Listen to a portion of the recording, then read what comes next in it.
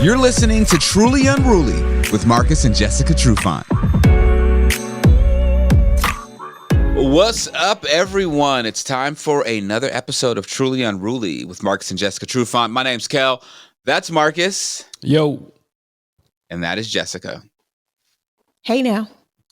Guys, we got a DM from Instagram where it's folks, you can follow us on at Truly Unruly _podcast on IG, and we could answer all your questions in our DM. But this was a good one. It was, what steps should you take to teach your kids to not be people pleasers? Oh, I mean, I could write a book on that because I, in my 42nd year of life, have figured out how to not be a people pleaser, or figured out why I was a people pleaser. And in order for your kids to not be a people pleaser, you need to not put crazy fucking unrealistic expectations on them, and treat them as an extension of yourself, and that everything they do is a reflection of you. And so then they learn that they have to continually please you, and then they grow up to be people pleasers, and not allowing kids to tell people no and put boundaries in place with other adults and other peers and stuff. Then you're setting them up to be people pleasers. So that is how you prevent a child from being people pleasers. It's really up to you. You may not realize it. You may or may not realize it, but it really has everything to do with how the parent treats and raises the child and teaches them how to enforce boundaries with people. That was pretty damn good, Jess. Yeah. I almost don't have a rebuttal, but I'll just second everything that you said. It's about giving the kids a voice, or making sure that they know that they have a voice. Yeah, you want your kids to be in line. No, you don't want your kids talking shit to a bunch of adults in places that I guess can make the parents look bad. And it's not even about that, but parents don't want to be seen as having kids that are out of control and aren't respectful and stuff like that. Right. But that doesn't mean that you overcorrect and don't give the kids a voice at all. So I feel you. Right. And, you know, when you're trying to live up to unrealistic expectations, you're trying to please people and appease people and do right. So, you know, this person doesn't get mad at me, or this person doesn't do this, or this person doesn't do that. And you just start people pleasing. And so, yeah.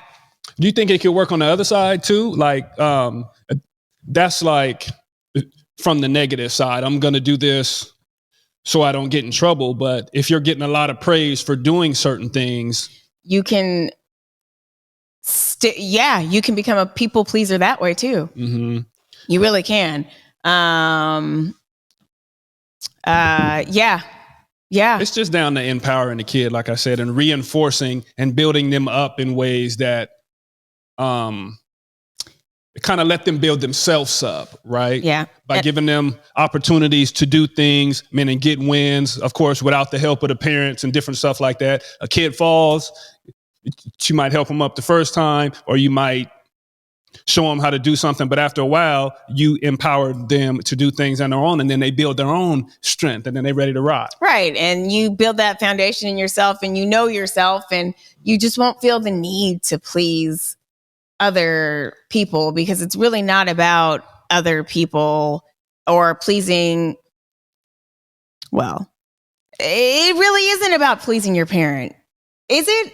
Are they here to please us? I don't know. I don't think so. I don't know if it's so much about pleasing your parent. But that's what it becomes. But you want then you become a people pleaser. Or what's the term that I'm looking for? You want the approval of your parent. Approval. The love of your parent. I know. The love, but that should not come from just doing things Right. A lot of that should just be a foundation. And That's if your where kid the understands teaching that, yeah. comes in. That's where you can think that love is conditional. And if you're doing things for Right. people, right, that you're going to get that love that you are looking for and all that kind of stuff. And again, just another example of how you become a people pleaser. Yeah, you got to be okay with fuck that. You can't please everybody. Fuck that. Start saying no. Say no to these adults that, sorry. I'm like, kids, say no to adults. Don't say no to adults, but just say no and allow your kids to say no and allow your kids to be who they are and not have to please you or please the neighbor or please society. Don't make your kids a sideshow. It's kind of the thing, right? It's up to the parents actually to say no for the kids, I think. Right. Right. Until they start to develop their own voice. So they should be able to see and now I'm forgetting that term. And when you see something happen and that's modeled, right? The way it's modeled for the kids, they can kind of learn and start to create their own voice. But again, no parent wants their kid walking around telling teachers no and doing a bunch of crazy shit, even though in certain situations it may call for that. But you have to lean on your parents for a certain amount of time. And the parents need to trust in the kid and they need to believe in the kid and not overshadow them just because they're kids. Right. And it's not necessarily about people pleasing is not necessarily about telling adults no. Adults no. Don't say that. But we're bad parents. No, it's not bad parents, but just being able to have that option to say no. But that's not really I think that's more different than pleasing somebody. Being a people pleaser. I think that comes more with the conditions and the way you're, like I said earlier, the way the pressure and the expectation is put on you to do all these things. And if not, you're possibly in trouble or, you get reprimanded or something like that. And so then you strive and start to become a people pleaser. I think like low self-esteem, all that kind of stuff. It's a really terrible thing to be a people. It's just terrible to be a people pleaser. And especially if and it's a tough habit to break. That's the only place you get your positive reinforcement from. Is from other people. It has to come from within, and you got to build these things. We got to nurture these. And that's what I'm saying. That's why it starts with the parenting. So that's how your child doesn't become a people pleaser. We said like 500 different things, and then and I again scratch the say no to adults. That was not what I meant. A part of it, but that's it has everything to do with boundaries. Every adult's not right. Every adult doesn't have your best interest. Right. So, yeah, it should be modeled by the parents and then the kids will reinforce that. Right. Stranger danger. I was just thinking about like when your relative asks you for a hug and the kids are uncomfortable. No is okay. Right. Right. Like a cousin that you don't really see or an aunt, like come over here and give me, and it's like, go do it, go do it. And and then you start doing it to everybody and it's like, you really don't want to. And so I consider that it's kind of a people pleasing. It ain't pleasing you. It's pleasing everybody else. So again, that's where the say no came in. Nope.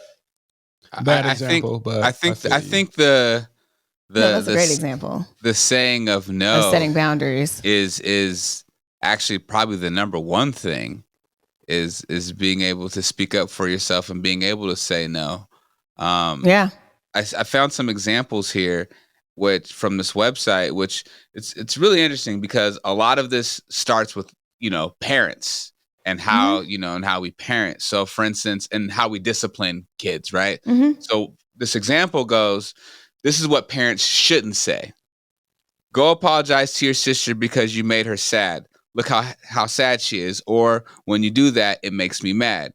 What they did should never be pointed back to someone's feelings. They can only be responsible for their actions. They're not responsible for Mhm. others' feelings.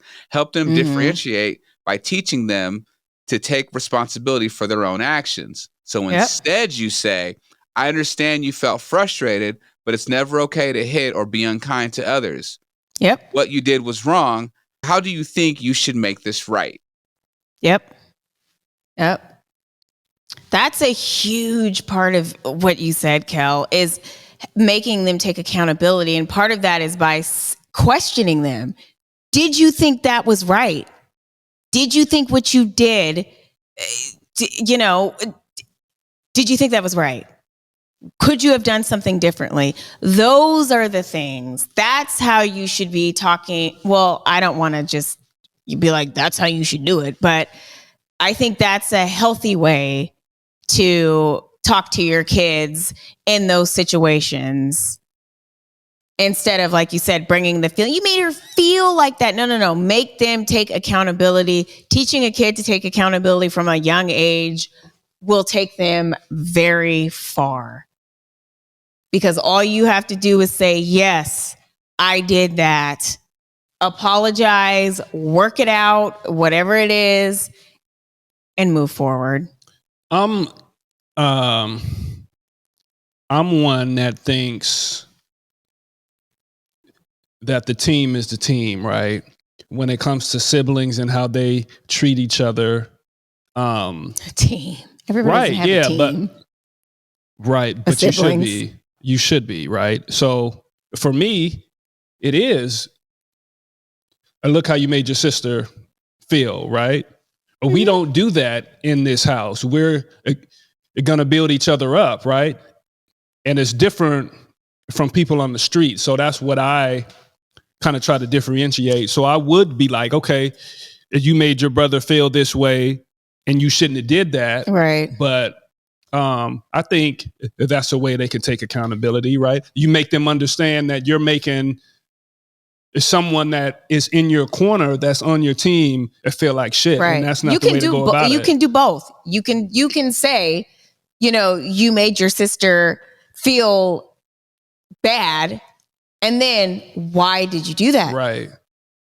Does that I know make you were feel frustrated good? and all those, and all that language. Right. Comes in, Like, I understand you're frustrated, but why did you think you could do that? Or why did that happen? Or why? And what would, like he said, what would you do differently?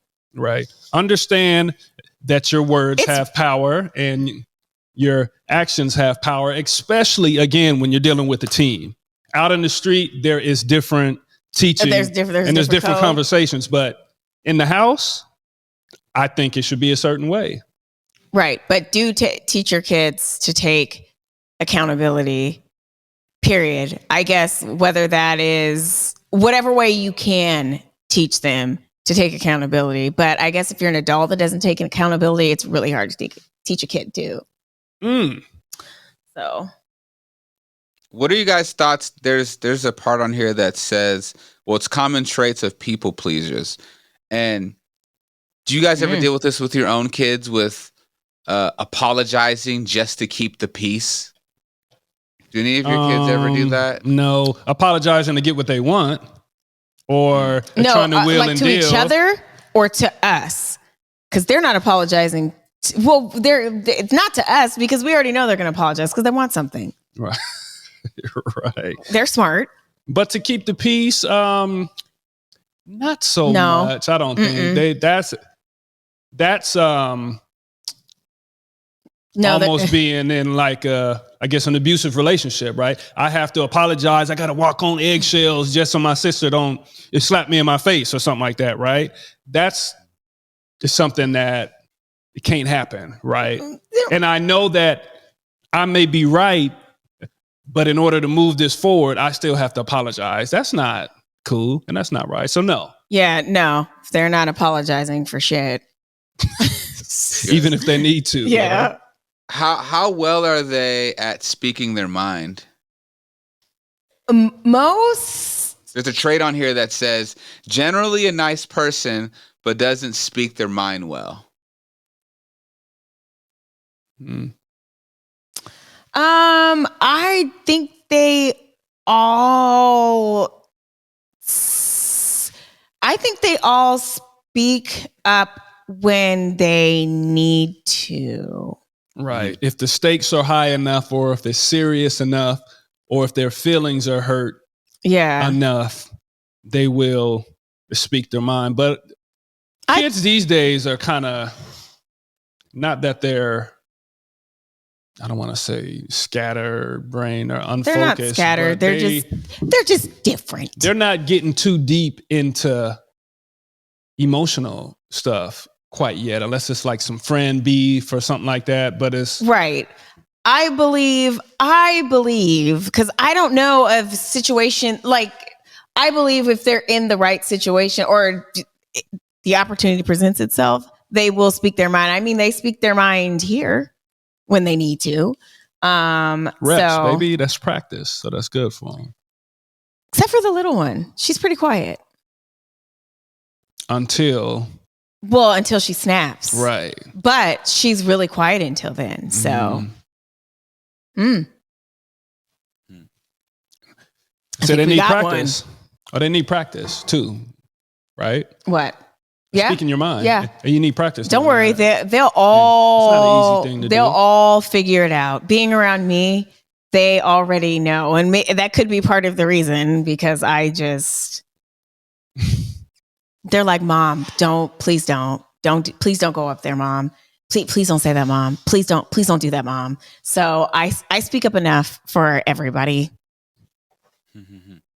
I speak my mind. So even when we don't want you to. I know. Right? I know. So they are around it. So it's in them. Do they ever dwell? Do they ever dwell on things of like, maybe I should have said this, but I didn't. Maybe if I said this, the outcome of this situation could have been different or better in their favor. Have you ever run into that? Maybe with the older kids? A little bit. Not so much Carmen. Right. Carmen doesn't give she doesn't care. She'll just say she does not care. I could see that though. And I guess maybe Kenny or Mora. I could see it in Kimora. Right. Possibly. Yeah. And just replaying it in your head. Yeah. And that's anxiety too, that kind of stuff. So not so much the people pleasing, but and and like I said, I've learned all of these, had all these revelations in the recent years. So I'm really drilling this with my kids now. Mm-hmm. Seriously, really drilling all of these things that we're talking about. When I see an instance with my daughter doing something like that, like, oh, if I would have, I swoop in now and I'm like, woulda, coulda, fucking shoulda. Stand on your fucking word and be confident in whatever you said. And if that's your friend, if that's whatever, they will understand, be forgiving, do whatever the case. You'll be good. So or if you made a mistake and you don't like what you said or how you said it, you still got to stand on it, own it, and then move on. Though. Right. Or take accountability and move on. So they're learning. They're learning. I love it. That's good. I have a question. Like, have you ever thought of your life and yourself, like, outside of, like, I guess, like, everyday norms and normality? So, like, what I mean by that is, I think sometimes like this, of like, why should I let things affect me that were told to me by people that are dead or almost about to die? Like, why should that even matter? Because that's how America is ran, by old people that's about to die, that's and their decisions are affecting everybody. So our that culture is that way, right? It's black culture. Well, that too. Mm-hmm. I have released so many people, family, everything. Released all them motherfuckers. So you get to like those age. Are all people in your life that you feel like you were trying to please for a long time. Because they were fucking psychologically and emotionally abusing me. So I thought that I had to please them. When you're in those types of situations where it is contingent, everything is contingent, you become a people pleaser. So yes. Yep. As we age, I think we start to really understand you learn adults hurt, people hurt, family stuff don't ever let somebody hurt you. Didn't matter, and it's not a lot of truth to a lot of stuff. You start to develop your own truth and what really matters, right? So it's heavily shaped. All those old sayings and all that kind of but I'm saying as you grow, heavily shaped by it is. But as you grow and as you figure out your own path, you don't want to do that anymore, right? And you start to do your own walk. If you figure out your own path. That's what I'm saying. Everybody doesn't get to reach that part where they get to know themselves deeply and be able to move about freely. Like, to have that type of freedom is, you got to really do work, and you really have to understand how the world works and life works and people work. And I don't think people get to that point. They just don't. So to know yourself is to know everything. That's why we are here, to let people know that it can happen.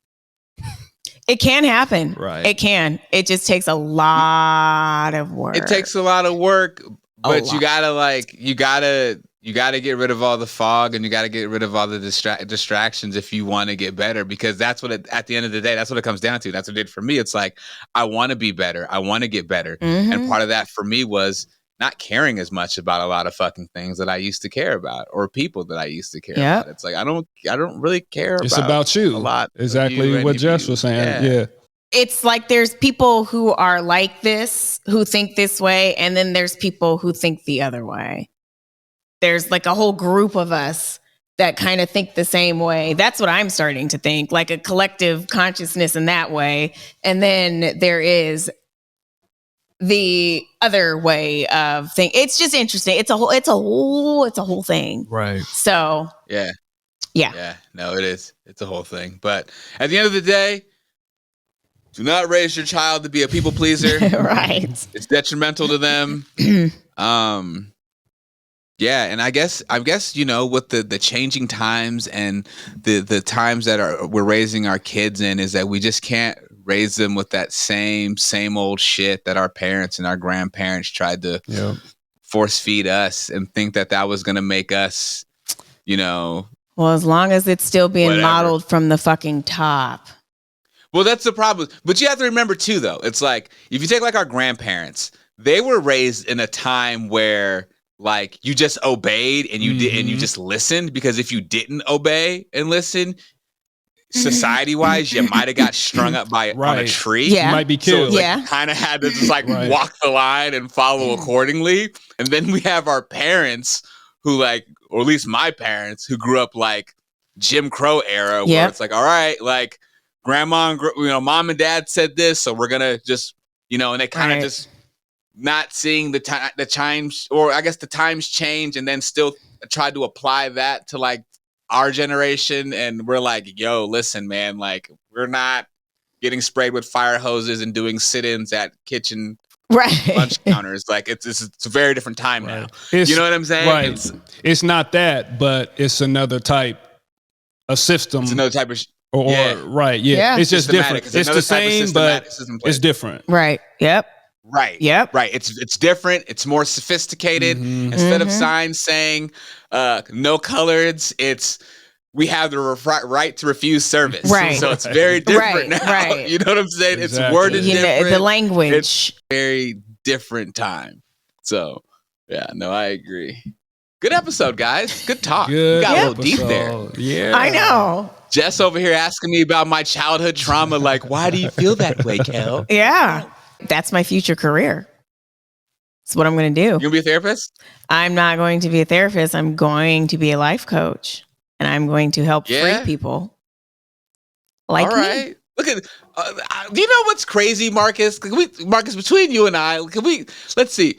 I've known you guys for some years now, and it's interesting to see the evolution of Jessica. It's happened. It's happened years. since the podcast. Right. Literally.